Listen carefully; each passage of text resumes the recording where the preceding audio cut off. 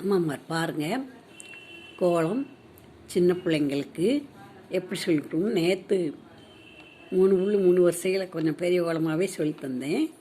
இன்றைக்கி இதையும் சொல்லித்தாங்க, ஈஸியாக போடும் அப்படின்னு இதையும் சொல்லித்தாங்க. அப்புறமா 4 இந்த 2 புள்ளி 2 வரிசையிலேருந்து ஏரோப்ளேன் கோலம்னு பிள்ளைய சொல்லுவாங்க. இதையும் நீங்கள் சொல்லித்தாங்க. குழந்தைகளுக்கு, பெண் குழந்தைகளை அம்மா எந்த வேலை செய்யும் போதும் படிக்கிற நேரத்துலையும் கொஞ்சம் கூட இருக்கணும் சொல்லி கொடுக்குறதுக்கு. அதோடு மட்டும் இல்லாமல் படிக்கிற நேரம் போக நம்ம வேலை செய்யும்போது பெண் குழந்தைகளை கூட வச்சுக்கோங்க. இந்த வேலையை கவனிக்கணும். அப்போ தான் அதுகளுக்கும் செய்யணும்னு ஒரு அக்கறை வரும் இல்லையா? அதனால் பெண் குழந்தைகளை கூட வச்சுக்கிட்டு நீங்கள் கோலம்லாம் போட பழக்குங்க, வேலை செய்ய பழக்குங்க, சின்ன சின்ன கோலம் போட பழக்குங்க. இப்படி கோடு போட்டுக்குங்க. இதை சொல்லி காட்டுங்க. 2 புள்ளி வச்சுருக்கோம், 4 புள்ளி தான் வச்சுருக்கோம். இந்த புள்ளியில் இப்படி வச்சு சும்மா இப்படி இழுத்து விட்டுருக்கோம். இப்படி இழுத்து விட்டாலே போதுமானது. இதுக்குள்ளே நீ கலர் போடலாம் அப்படின்னு சொல்லுங்கள். போடட்டும், அது எப்படினாலும் போடட்டும். உள்ள ஒரு வட்டம் போட்டிருக்க. இதில் இன்னொரு கோடு போட்டு இதுலேயும் சின்ன சின்ன கோலம் 7 வயசு பிள்ளை 8 வயசு பிள்ளை போடலாம். இந்த கோலத்தில் இதில் ஒரு கலர் இதில் ஒரு கலர் கொடுக்க சொல்லுங்கள். இஷ்டம் போல கொடுக்கட்டும், அது கை பழகட்டும் இல்லையா? இந்த மாதிரி கோலம் போடவும் பழக்குங்க. நேற்று போட்ட கோலத்தையும் ஞாபகப்படுத்துங்க. அதுக்கப்புறமா பார்டர் கோலம் கூட போடலாம். இங்கே பாருங்க, இப்படி போட்டு இப்படி வந்து இப்படியே இப்படி வந்து இப்படி போடுறதும் ஒரு கோலம்தான் அப்படின்னு சொல்லணும். இப்படியும் போடலாம், கோலம் இப்படியும் போடலாம். இல்லை 1 2 3 1 2 3 புள்ளி வச்சு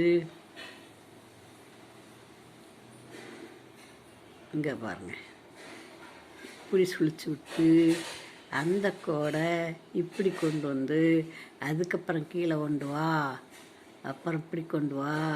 இப்படி கோடாக தனித்தனியாக பிரித்து போட்டோம்னா அந்த பிள்ளைகள் சுலபமாக இந்த கோலத்தை போட பழகிக்கிறோம். இப்போ இது 2 இந்த கோலத்தையும் போட தெரியும். அப்புறமா இது நேற்று போட்ட கோலம்தான், ஆனாலும் மறுபடியும் இன்றைக்கி நேற்று போட்ட கோலத்தை மறந்துட்டோம்னு நினைக்காம இன்றைக்கும் போடுறதுக்கு பார்க்கலாம். இப்படி தான் சுழிக்கணும். அப்புறம் இதை கொண்டு வந்து அப்படி அது மேலே கொண்டு வரணும். அப்புறமா இதை கொண்டு போய் அதில் சேர்க்கணும். இப்படி அதே மாதிரி இதிலேருந்து இப்படி இழுத்து இதை கொண்டு போய் இப்படி சேர்க்கணும். அதுக்கப்புறமா இதை கொண்டு வந்து இப்படி சேர்த்து இப்படி சேர்க்கணும். பொம்பளை பிள்ளைகளை பக்கத்துலேயே வச்சுக்கோங்க, வேலையில் பழக்குங்க, எல்லாம் சொல்லித்தாங்க. அப்புறம் இன்னும் 1 2 3 1 2 3 புள்ளி வச்சுட்டா சும்மா அது இஷ்டம் போல போடட்டும். கொஞ்சம் கோணலமானல வந்தாலும் பரவாயில்ல. என்ன செய்யணும், இது தாமரைப்பூன்னு சொல்லி போட பழகுங்க. இது தாமரைப்பூ. இங்கே வர இங்கேருந்து இதுலேயே இப்படி போட்டுரு, இங்கேருந்து இப்படி போடு. இப்படி போட்டேன்னா இது தாமரைப்பூவு. இந்த தாமரைப்பூவில் இப்படி ஒரு கோடு போட்டு இப்படியும் போட்டுரு அப்படின்னு சொல்லுங்கள்.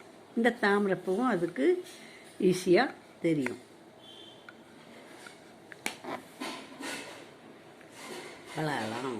இப்படி கோலங்களை போட்டு பழக்குங்க. அதுக்கப்புறம் கோலம் என்பதற்கு நிறைய அர்த்தம் இருக்குது. அது நிறைய இடத்துல இந்த வார்த்தை பயன்படுது இல்லையா? அந்த வார்த்தைக்கு என்ன அர்த்தம்னு நாளைக்கு பார்ப்போம். பெண் குழந்தைகளை கூடவே வச்சுக்கோங்க. வேலை செய்யும்போது படிக்கும்போது கூட, சின்ன குழந்தைகளாக இருக்கும்போது கூட இருக்கணும். பெரிய பிள்ளைகளாக இருந்தாலும் படிக்கும்போது கூட அது தனியாக விடாதீங்க. கூட படிக்குதா, நம்ம இருக்கிற நேரம் இருக்கணும் கூட இருந்து.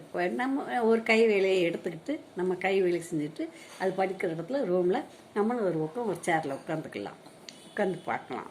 பிள்ளைகளுக்கு கூடவே இருந்தால் தான் அது அம்மாங்கிற ஒரு பாசம் வரும். அப்போத்தான் நீங்கள் அந்த பிள்ளைக்கு தாய்ங்கிற உணர்வு வரணும். நீங்கள் ஒரு பக்கம் 60 பக்கம் செல் எடுத்துக்கிட்டு அதாவது வாட்டு உட்காந்துருந்தா பின்னால் அன்பு இருக்காதுங்க. அதுக்காக தான் சொல்கிறேன், அன்பாக இருக்கணும்னா கூடவே இருக்கணும்.